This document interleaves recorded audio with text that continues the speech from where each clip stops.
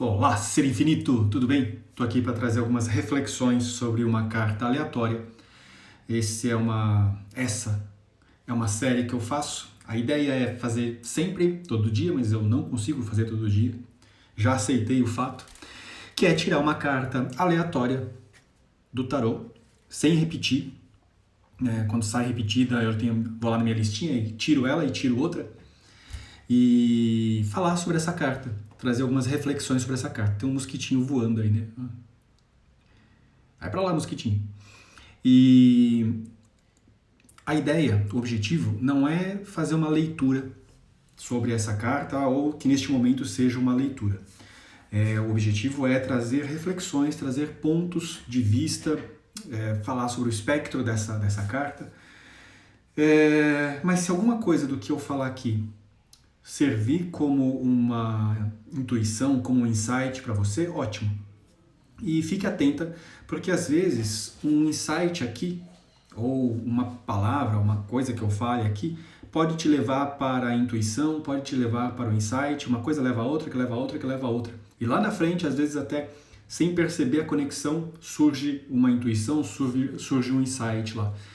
Então, pode ser que venha, pode ser que não, e tá tudo bem. Eu quero deixar claro que não é uma leitura específica sobre alguma coisa, é só para trazer, não só, mas para trazer algumas reflexões sobre a carta. Então vamos lá, vou começar. Eu tirei uma carta que eu gosto muito, ela é uma carta muito ligada ao signo de Escorpião, e é uma carta que traz uma introspecção, né? Teve uma semana aí que eu falei bastante sobre a introspecção, e ela é uma carta que traz muito isso. Essa aqui, ó. A temperança. Eu não faço uma grande diferença entre os arcanos maiores e os arcanos menores. Diferença, digo, numa leitura, né? Eu às vezes até acabo considerando eles como o mesmo poder. Mesmo poder de comunicação. Mas os arcanos maiores, eles costumam ter um espectro mais amplo do que os arcanos maiores. O que são os arcanos menores? Os arcanos menores são as cartas da corte e as cartas numéricas. Os arcanos maiores são essas cartas que não têm um naipe. Acho que é uma ótima maneira de entender que elas não têm, que elas são os arcanos maiores. Olá, Eli, tudo bem?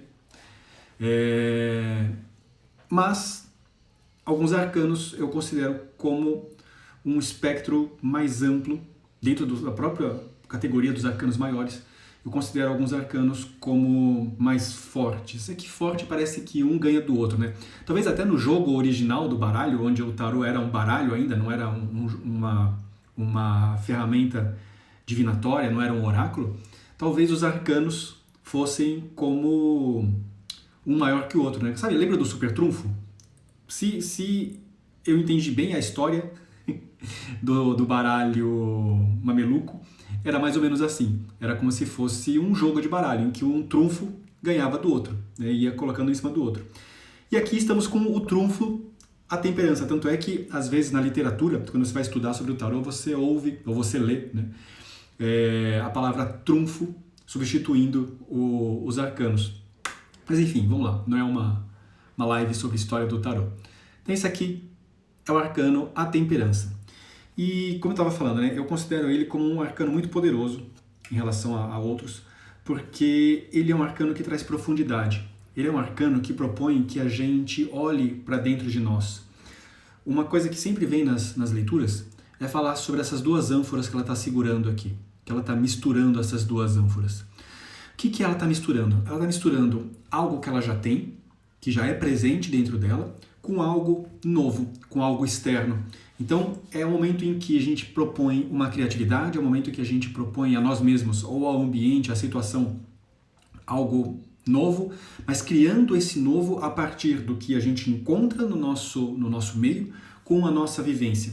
Então, eu misturo a minha experiência, o que eu vivi, com as coisas que estão acontecendo naquele momento. Vamos trazer isso para a materialidade. Eu estou lá no meu trabalho e surge um problema, surge um desafio ali. E aí eu tenho as ferramentas do meu trabalho e eu tenho o meu expertise de uma faculdade que eu fiz, de um curso que eu fiz, que não tem nada a ver com aquilo ali. Aí eu pego aquele meu expertise, misturo com o que eu estou vivendo naquele momento e crio algo novo. É um pouco isso que a temperança propõe. Um outro espectro que vem também da temperança, falando sobre a mistura dessas ânforas, é o quanto a gente dilui os nossos sentimentos, as nossas emoções. Como que a gente dilui isso? A temperança, ela foi, e ela ainda é usada como um forte símbolo dos alquimistas. E qual é a ideia dos alquimistas, né? Falando metaforicamente? É pegar chumbo e transformar em ouro. O que isso quer dizer? É você pegar uma coisa que é simples, comum, corriqueira e sem valor, em algo raro e de muito valor.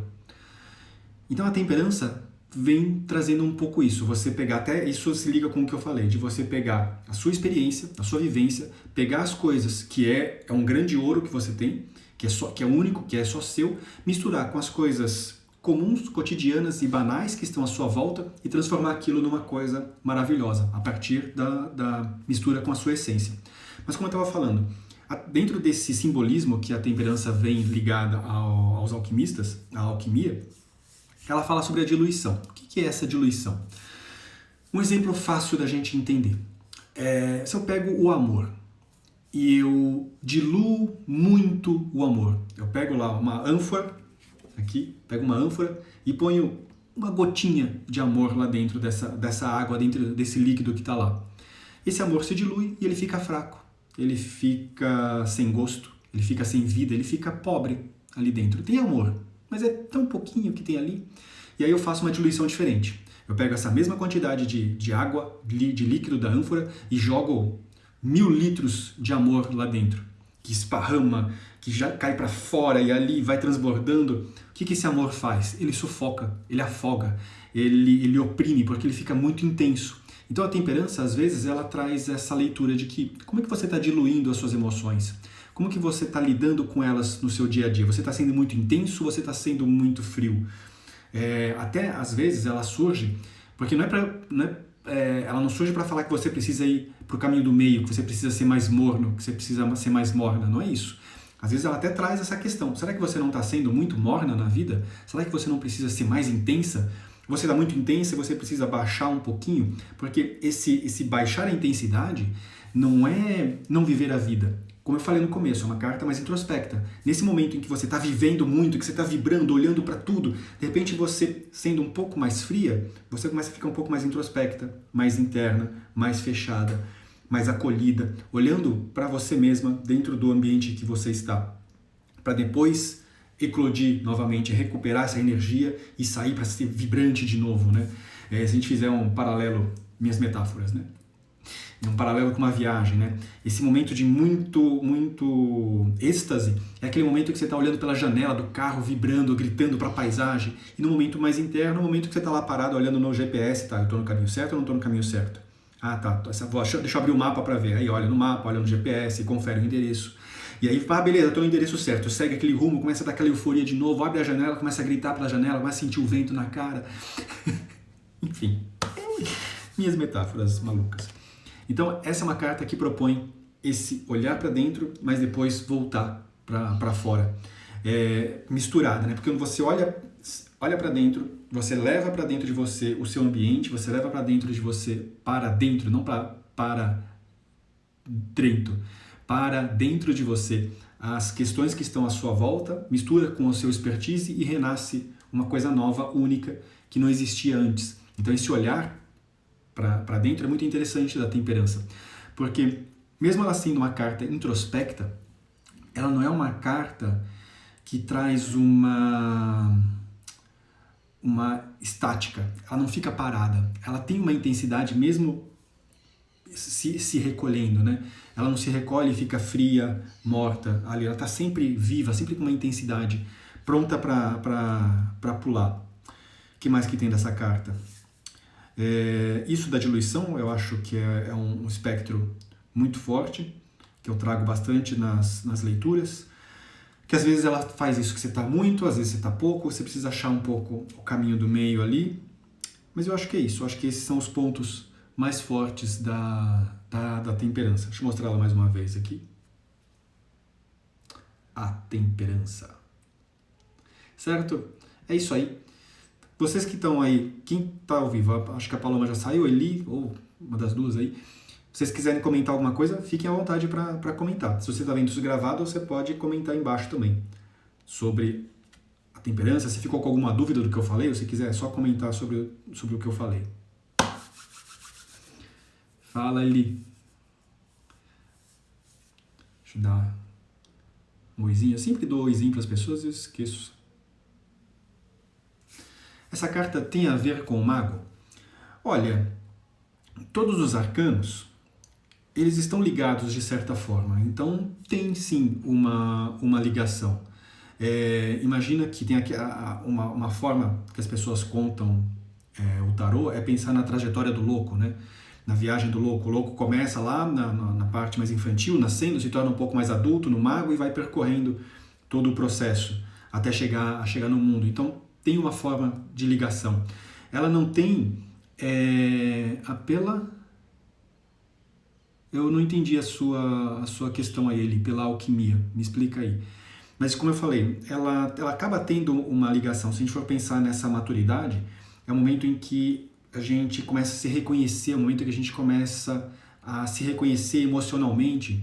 Então, tem um pouco a ver com o mago. Como eu falei, todas as cartas acabam se relacionando, né? Todas elas. Eu acho até que os arcanos menores acabam se relacionando, mas é mais fácil, é mais clara essa ligação dos arcanos maiores, entre os arcanos maiores. Olá, olá.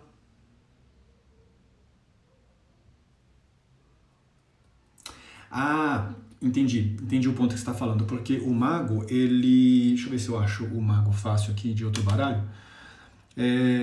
O mago, ele tem uma clareza sobre os elementos que ele tem. A temperança, ela pega aqui o mago. Ela pega os elementos que tem à volta dela. O dia a dia, o cotidiano. Aqui, esse aqui é o mago que a Eli está se referindo ali. Você está vendo isso gravado, ela está perguntando se ele mistura, se o mago tem uma relação com a temperança. E aí ela falou por causa dos elementos, porque aqui na mesa do mago a gente vê os elementos em cima da mesa, que são os naipes, né? Ali espadas, copas, ouros e paus, que eles são representações dos elementos, terra, água, fogo e ar. E a temperança, pela ligação com a alquimia, ela tem sim um fator de ligação com os elementos, mas é na representação do cotidiano, do dia a dia, do mundo material à nossa volta, do mundo material e do mundo imaterial, né? As ideias, o mental, de certa forma, é uma materialidade. Certo?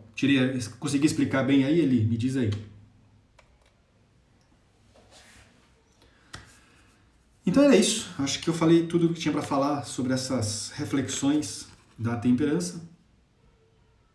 Vou mostrar ela mais uma vez aqui. E é isso. Obrigado para quem estava vendo ao vivo, está vendo isso gravado. Agradeço pelo seu like aí. É isso. Até mais.